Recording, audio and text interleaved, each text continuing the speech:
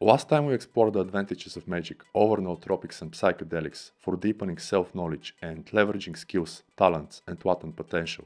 We covered why the great work might be a powerful companion to modern creatives, entrepreneurs, and self-improvers. In this one, we are flipping the perspective, addressing good reasons to pause or even stop practicing. This includes examples of when magic doesn't serve meaningfully or productively, so your time and energy could be invested better.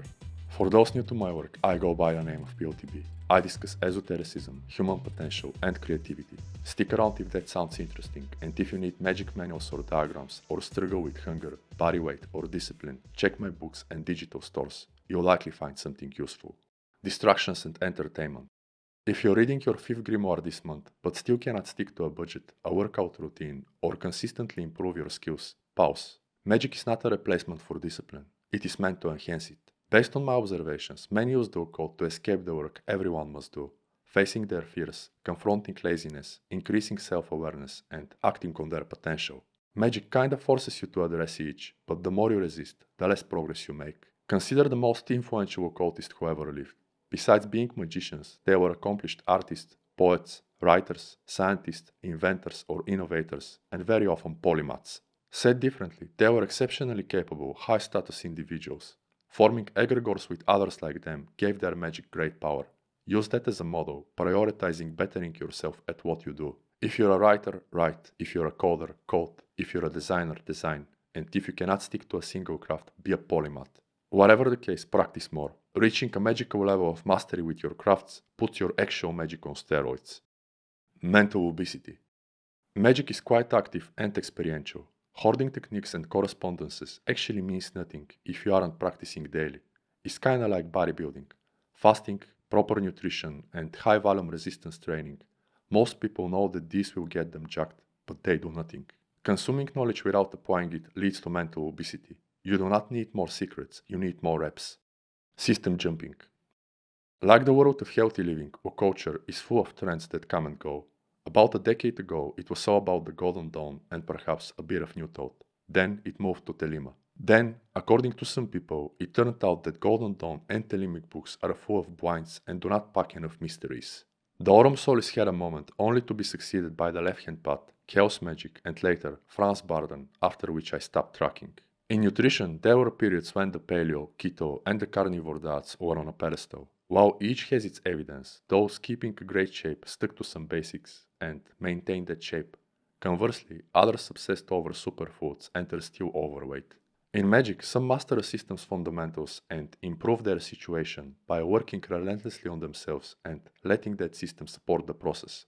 In contrast, others struggle with simple things like losing weight or meeting their basic needs, collecting secret grimoires, which, based on my research, are an incomplete system.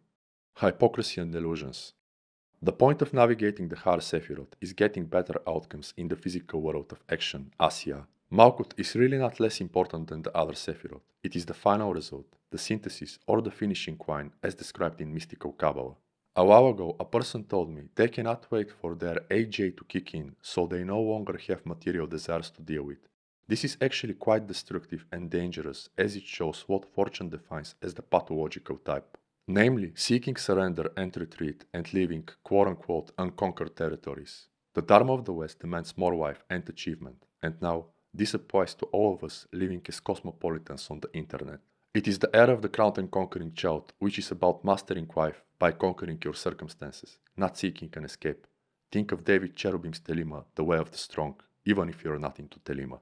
5 equals 6 implies that micro and macrocosm are so flawlessly linked that lofty abstractions can readily manifest in the physical, actually creating an impact. Think of the works of the great creators, knowing that spirit and matter are the two conditions of the same thing. Unlike yogis who seek a retreat, practical occultists bring the Godhead down, making the divine law prevail in the kingdom of the shades. They bring order to the physical entropy by realizing ideas and concepts and solving their own and the problems of others, or improving theirs and the lives of others. The Neshama is also your genius, which, if you figure out how to channel, won't ever leave you broke. It actually wants you to thrive, creating your own horizons, not barely surviving. Think of Horus at the horizon. Ironically, the person who waits for their AJ to save them from quote-unquote material things they don't need also asked about pre-made goetic rituals for material gains, I never really messed with. So there's an apparent contradiction. Let me know if you agree. If it resonates, I think it's time to do something else. Journal, reflect deeply, and focus on tangible improvements in skills, well-being, health, and appearance. If your magic isn't making your life better in Assiah, it's not magic, it's fantasy. And if it does, it truly is, regardless of whether it involves rituals. As Regardian Duquette say, paraphrasing, making a good living is a remarkable magical accomplishment many tend to underestimate. Ignoring your natural talents. Magic shouldn't be a distraction from your talents and genetic predispositions. It should bring those in full force, letting you tap into the cream of the crop of your being. In attempts to being a magician, are you actually bypassing your ability to lead, build, or create because you think power is only found in ancient symbols, rituals, and correspondences? Real power is about alignment with your true nature. If your practice doesn't enhance that, drop it, practicing non-attachment. Too much history. Our culture often leans backward, obsessing over the results and personal lives of the greatest. Yet, besides entertainment, pure historical facts don't offer much. For instance, knowing exactly what Rose Crowley did after or before telling Crowley to pay more attention to the hawk-headed god adds zero value to your actual results.